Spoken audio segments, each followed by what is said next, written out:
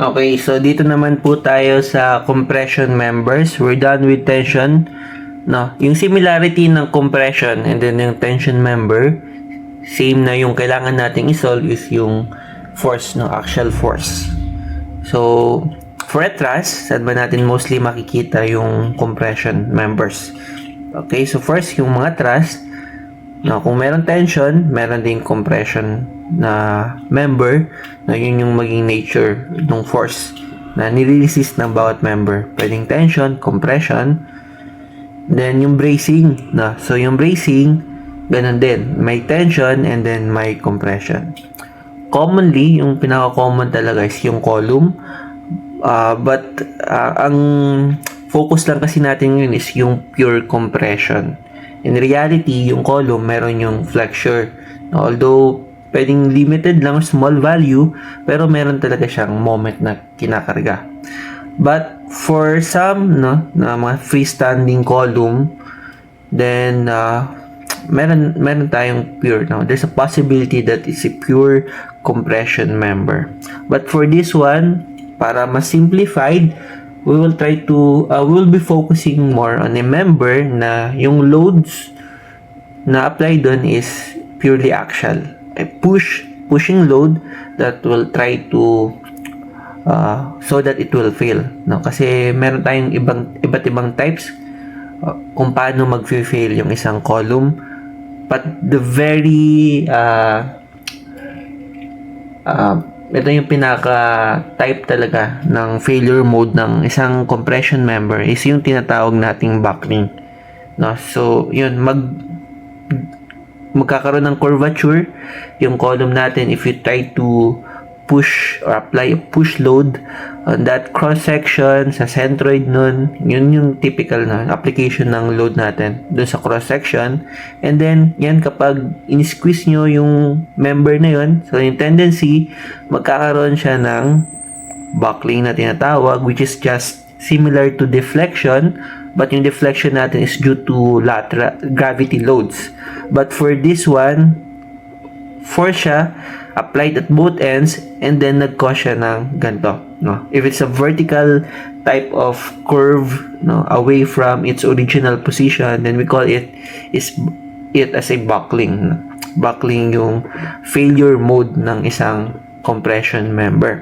But that is not the case for many, since sabi sa mga research, this buckling is applicable if yung column is slender, you have a very long, no, mahaba yung length, and then yung resistance, which is based on its cross-section, is minimal. So, inversely proportional siya dun sa resistance, which is in terms of radius of gyration. Yung tinatawag, yun yung gagamitin natin to solve for this slenderness ratio. So, if mababa yung value ng radius of gyration, then malaki yung slenderness ratio na makukuha. Opposingly, if it is the length, malaking factor yung length, ang brace length, if malaki yung value na yun, directly proportional siya dun sa slenderness ratio, so malaki din yung makukuha ninyong value for the slenderness ratio. Slenderness ratio, it is the value that we need to consider, kailangan nating makuha para ma-solve, no? Para ma-solve yung load kung saan magsa-start siya mag-buckle. Yun yung gagamitin natin sa formula, which is yung tinatawag nating Euler buckling stress. Also, aside from that, we can classify, now based on its slenderness ratio value, we can classify if yung column will be a short column or long column. Kasi magkaiba yung behavior nila. If yung column natin is long column, ito yung typical na behavior na dinerive ni Euler, and then yung assumption nun is it will behave elastically. So, under elastic region yun.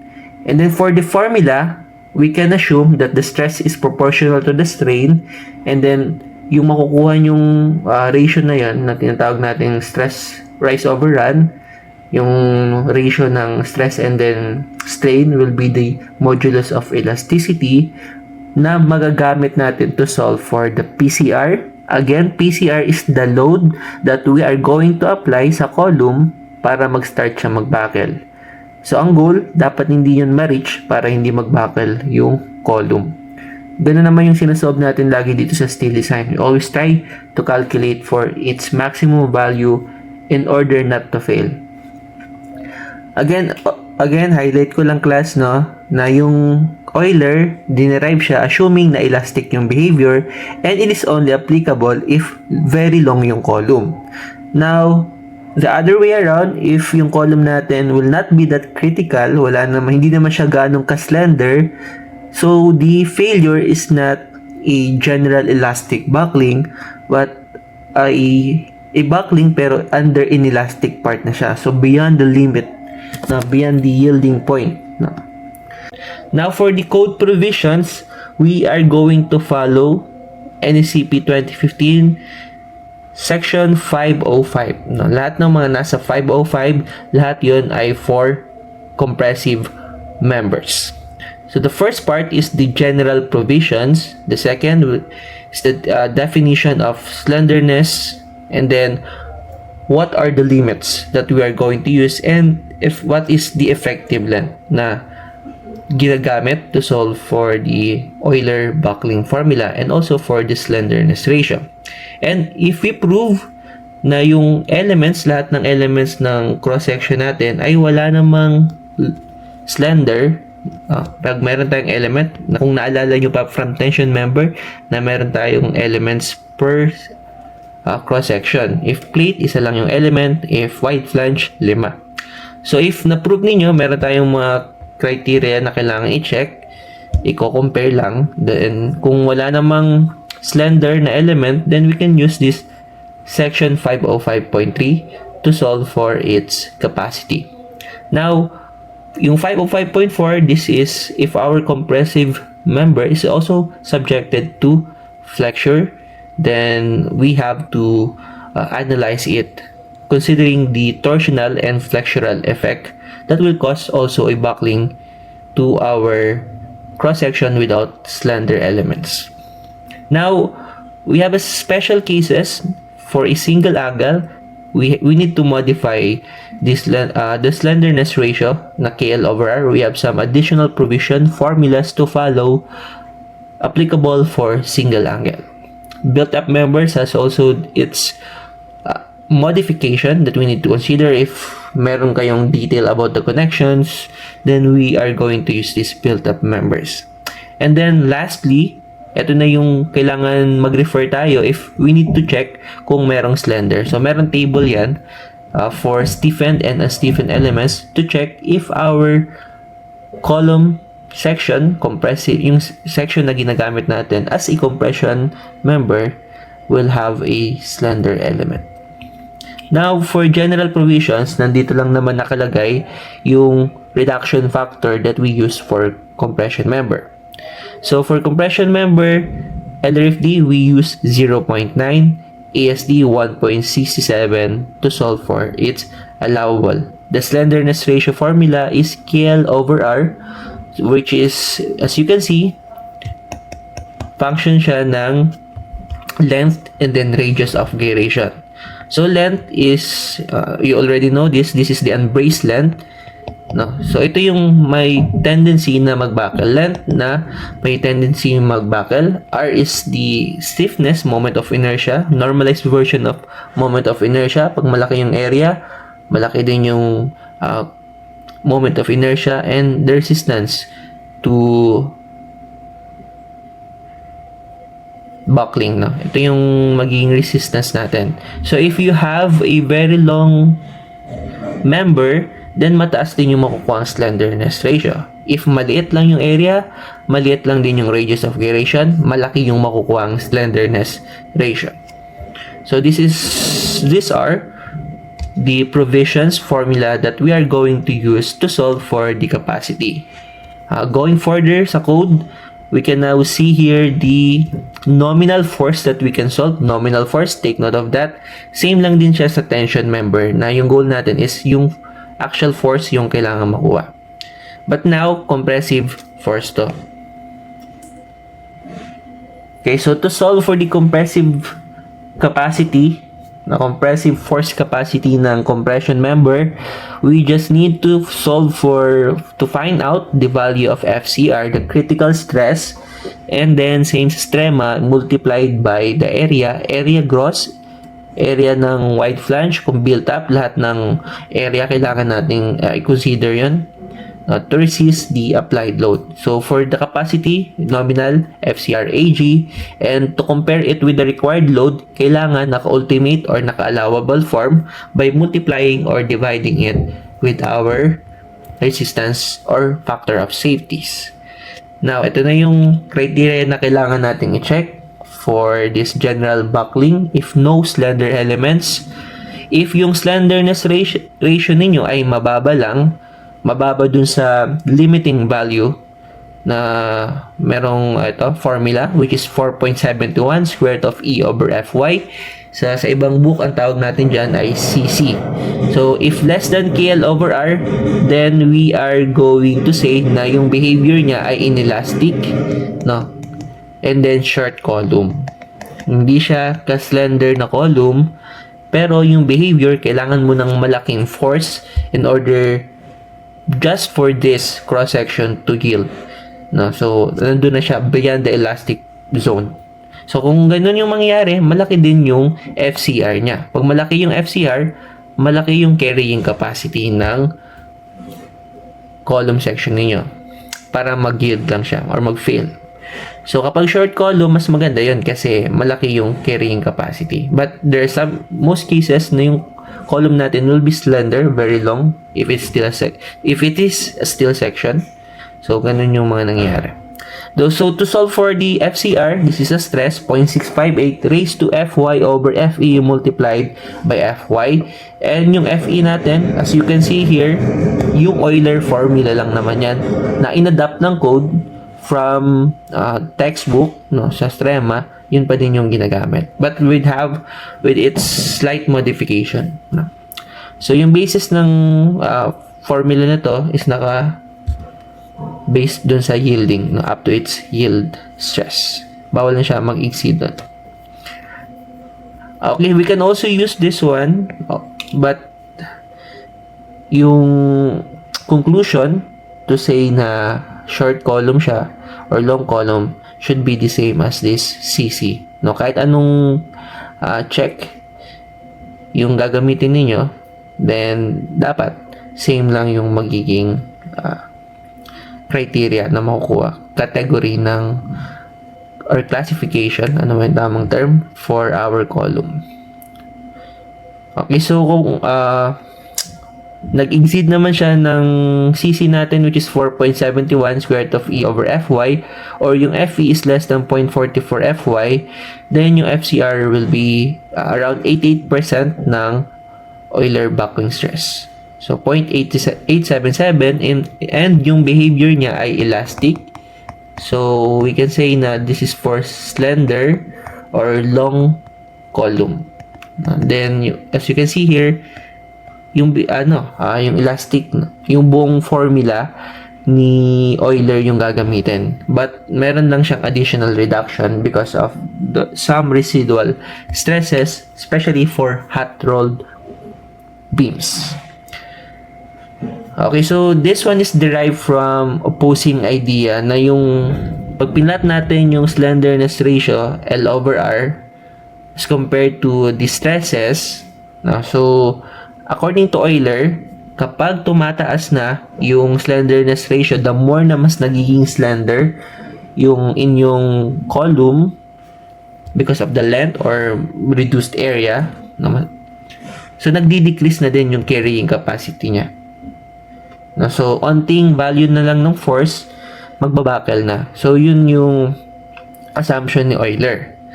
However, this is only true if elastic. And yung assumption natin kasi pag nasa elastic lang siya, same lang yung value ng E. Pero kapag meron kayong column na short lang, kailangan mo ng malaking force just to make it fail, no, para mag-yield siya. So the analysis for this one, kapag nag-exceed na siya beyond the yielding point, hindi na pwedeng magamit yung modulus of elasticity. So, ang kailangan ng gamitin, meron silang term na ginamit kasi magkakaiba na yung magiging slope. Hindi na siya singular slope lang. Meron tayong tinatawag na ET or tangent modulus. So, yung na-propose niyan is si Engeser. Ngayon, meron siyang formula. Ito, pi squared ET over L over R squared. Nung pinlat niya yan, nagkaroon din siya ng sariling curve. So, yung curve na yun, ganun pa din na kapag nag-exceed, tumataas yung value ng L over R. Nagre-reduce din yung stress capacity nung section. Pero yung curve niya is concave downward. So, naka-concave downward yun. And then, yung point na kung saan nag-meet yung dalawang curve na yun, nagtagpo sila, yun yung tinatawag nating CC. So, from research ng AASE, nag-come up sila sa isang formula na yun yung magiging basis to classify or para ma-separate natin yung column under inelastic buckling or inelastic behavior, and then yung column under elastic yung behavior. So for this one, if CC is less than yung L over R is less than CC, then dito siya under inelastic. And then if CC is L over R is greater than CC, then nandito siya sa elastic buckling. So yung CC natin then is 4.71 E over Fy. Yun yung parang boundary para masabi natin inelastic or elastic yung magiging behavior. And then from further research, nag-come up na sila dito sa stress na gagamitin. If it's inelastic from Fy, magdi-decrease na yon. Habang tumataas yung L over R ninyo, slenderness ratio, bababa na din yung capacity niya. So nandito na yan, mababa 0.877 Fe, which is elastic na single slope, elastic na yung behavior. If very slender or long yung column. However, as you can see here, bawal na siyang mag-exceed sa Fy. Yun na yung pinaka-maximum for a short column. Yun yung value ng FCR that we are going to use para ma-solve yung capacity. Now, the theory of elastic buckling ni Euler assume na yung mga support ay simply supported or pin supported, and yun yung assumption niya, which is yung K will be equal to 1.0. Pero hindi laging simply supported or pin yung connection. So meron din tayong iba't ibang support conditions. That's why we need this effective length factor to modify those assumption na pin connection lang yung magiging boundary conditions ng ating compression member. Therefore, we'll be using these effective length factors depending on the support conditions. So for analysis, we'll be using the theoretical. If not given, then theoretical yung susunod. But when you're designing, you can use these recommended values. So again, we will be using 0.5 or 50% lang ng length yung magbabuckle if both fixed yung supports, and then 70% or 0.7 kapag pin yung connection for the other end, and then fixed dun sa other end. But the most common support, which is based dun sa Euler, is 1.0. So this is from experiments. You can also try this using your ruler. You try to fix the supports on the other end, and then try na pin lang siya. You allow translation in one direction, and then fix dun sa kabilang end. Alright, so again, these are the stresses, critical stress that we are going to use after checking the classification or category nung column. If it is short, then you will be using this equation 505.3-2 and -3 if it is a long column. We also have the typical values of KL over R. If yung Fy or 836 steel yung gagamitin, this is 250 megapascal, then the limiting ratio will be just equal to 110. 34. And also the value of Fe are also provided from the code, but you can solve for its value if you don't need to memorize this typical values from this table. Now if we have bracing, then it will control na yung buckling, yung length na magbabuckle. So usually kung saan yung weak axis, doon tayo naglalagay ng bracing.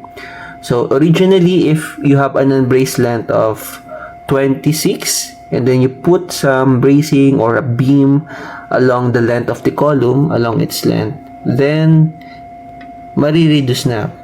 Now, kung ano yung location, kung saan nyo nilagay, if it's at the midspan of the column, then the effective length will be reduced to half. So you have to take note kung saan yung axis na merong bracing, so that you will only be considering the effective one, unbraced length, support to support. Kung saan merong bracing, yun yung gagamitin nating unbraced length to solve for the slenderness ratio. So this is just an example on how we idealize this bracing and the curve, kung paano siya magbe-behave or magbabuckle. So this is an illustration. If we have an actual force applied to a column or compression member, then typically if it's pin connected, we will have a single diagram, isang buckling direction lang. However, if meron na tayong bracing dito, so iba na yung behavior ng buckling. Sa point na to, wala tayong buckling dyan. Sa point 0 yung deformation at that point, and then we'll continue again to buckle for its unbraced length up to its supported ends. So ito na yung magiging itsura ng curvature for buckling. Alright, so maybe we can try solving problem. So for the first problem, example 1, I think meron na tong solution sa handouts ninyo, but for this one, I'm going to modify the given. So we will add a bracing, originally 8 meters. So we will add a bracing sa weak axis. Mag-provide tayo ng bracing for its weak axis. First, we need to determine kung ano yung axis na weak, if it is the X or Y axis. So bracing at siguro mga 1/3 of its original length from a support. Both condition for both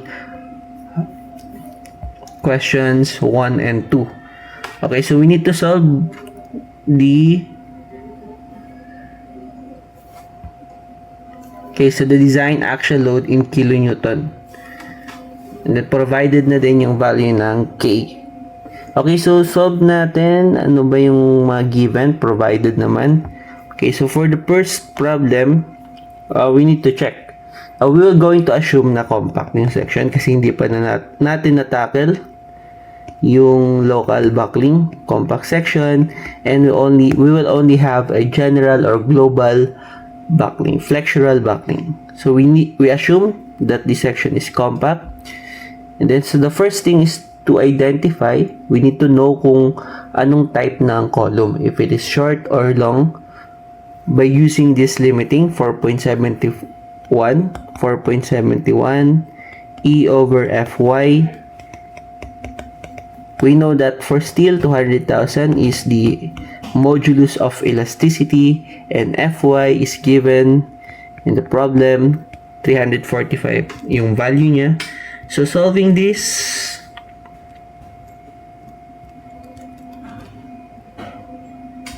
we'll be getting 113.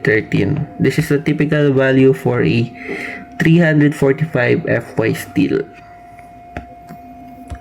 Okay, so ratio to, walang units yung CC. Now, we need to solve for the actual slenderness ratio, governing or critical. So, for both axes, need nating i-check. But for this one, since minodify ko na, K is equal to 1.0. So originally, we assumed that both of its end is hinge, and then all of its unbraced length will buckle. So K is 1.0.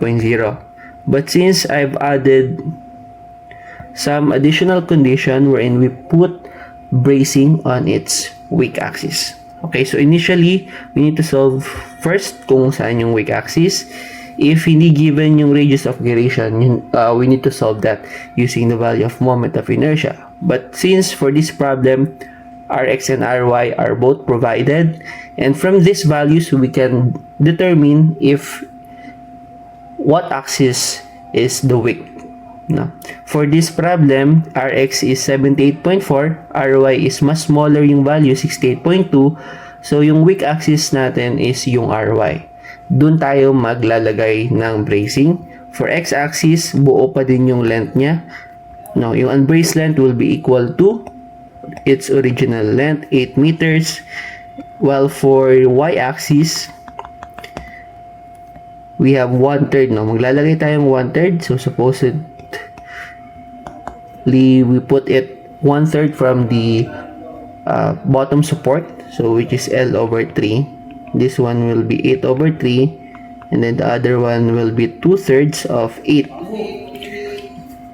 So, ang goal natin is makuha yung pinaka-maximum, pinakamalaking value ng slenderness ratio. Yun yung governing slenderness ratio, critical. Doon tayo, magdi-design tayo based on sa critical value ng slenderness ratio. So, SR max or slenderness ratio for x-axis, we have KL over Rx. 1.0, lahat naman ay pin connections. And then, using the original length divided by Rx, 78.4. 8,102.04. And then, for our weak axis, KL over Ry, naglagay tayo ng bracing. So, you need to identify pag hindi nasa midspan, kailangan yung i-check kung saan yung critical sa dalawa. So, mas critical pag mas mahaba yung length, which is, for this case, yung 2/3 of 8, yung topmost na unbraced length, yun yung gagamitin or mag-govern. Same pa din na 1.0 yung effective length factor, but the length will now be 2/3 of 8,078.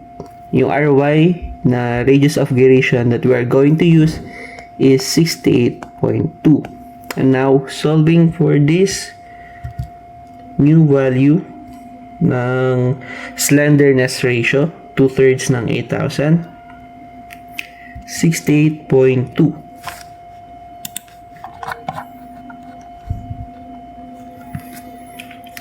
$78.20.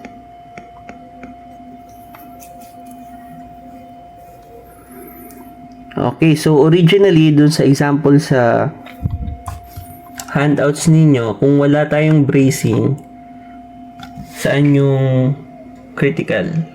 Sa Y. But since naglagay tayo, pinalakas yung y-axis by adding some bracing, then ang mas naging critical na is yung x-axis. 102.04 na yung gagamitin natin to solve for its capacity. And then this is also the value that we need to compare to the CC. No? So yung CC natin is 113, and then yung actual na slenderness ratio is 102.04. Comparing this value, still below pa din siya dun sa limiting. So kapag below, some part siya. No, ito yung CC, so below, inelastic yung behavior or short column. If short column, yung classification ng compression member, we are going to use the FCR formula of 0.658 Fy Fe and then Fy. Again, we need to solve for Fe. Hindi natin pwedeng gamitin yung Fe na nandun sa example, sa handouts, kasi nagbago yung KL over R. So, again, we need to solve for its new value. Formula is pi squared, and yung bagong critical KL over R, which is 102.04 squared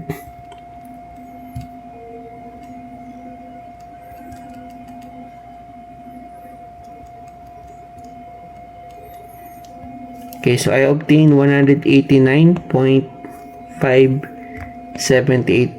MPa, plugging it to our FCR formula, 0.658 Fy sa problem 345, 189.578 multiplied by the Fy. So what will be the new value?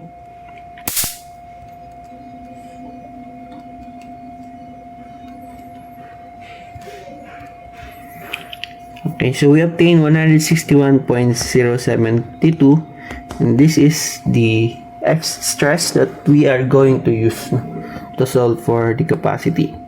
For the capacity nominal, FCR times AG, 161.072, and then yung AG value given sa problem, 23,100. So, ang makukuha natin dyan is in Newton. You need to divide 1,000 so that it will be in kilonewton.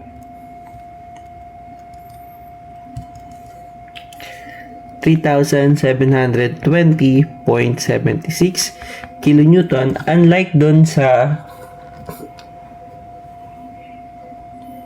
handouts, no, since it is a slender column, mababa lang yung capacity niya. From your handouts, 2,615.59 kilonewton kasi long column yung classification. But since short column to, mas mataas yung capacity niya. Less yung stress. Kaya niya pang mag-carry up to 3,720.76 if it is a short column.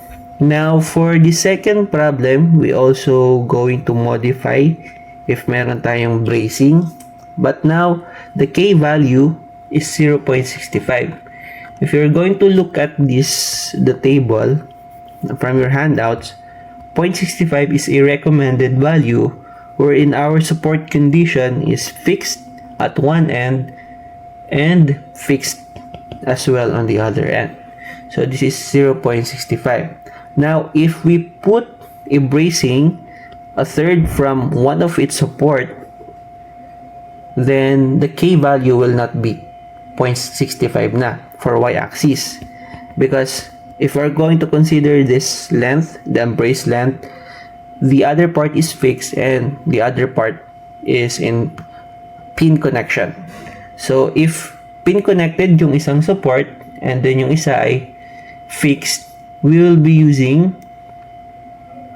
depending on, we have two values, theoretical and design. But since yung problem, originally, K is 0.65, we can say that we also need to follow the recommended or yung mga design K values. So, yun yung magiging basis natin. Now, from the table, you'll see that it's 0.80. And that is also the value that we are going to use to solve for the critical slenderness. Okay, resolve natin yung SR for X if yun pa din yung mag-govern or critical. So, by using 0.65 and 8,000 unbraced, and then from the problem, Rx is still the same, 78.4. Hindi yan magbabago, no? Unless stated sa problem.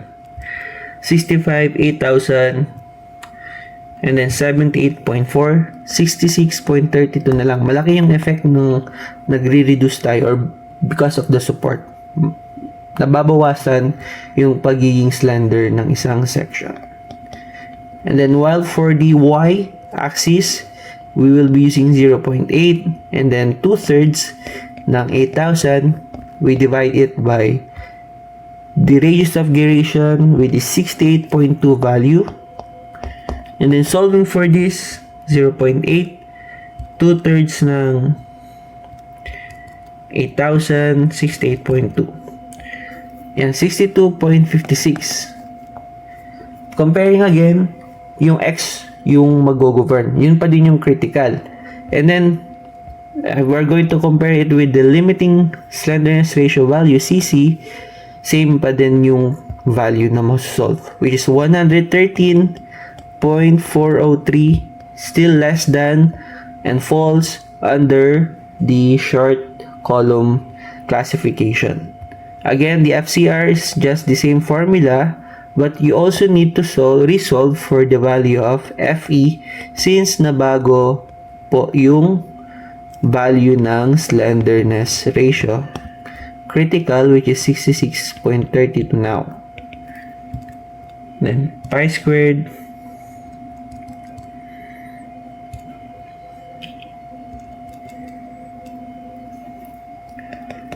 (448,787 megapascal). Now, you have to recheck yung mga values na nakukuha ko. So, I just base it on what I've solved right now. But you can try to check for its value kung ano yung na-compute ninyo. And then, you can inform me if meron tayong correction. So that we can post it on Canvas. And then, again, solving for PN. Direct ako na, class, FCR 658. And then, the formula says that we need to raise it with the value of Fy 345 and yung nakuha nating Fe 448.787 multiply by 345 and then the area gross is 23,100. Again, we have okay, so sorry, apologies class. We need to have a correction. For the final answer, kailangan naka-ultimate na. So, VPN, ito yung sagot. Just multiply it by 0.9. Nominal pa lang pala yung na-solve natin initially for the first requirement.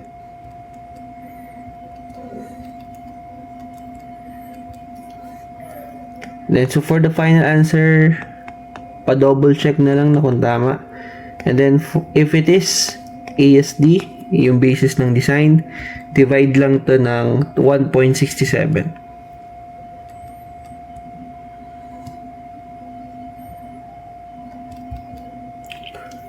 Okay, so we obtain a value of 228 kilonewton. And then, for this one, kunin ko na lang yung LRFD value. Kaya na lang yung mag-solve ng ASD 658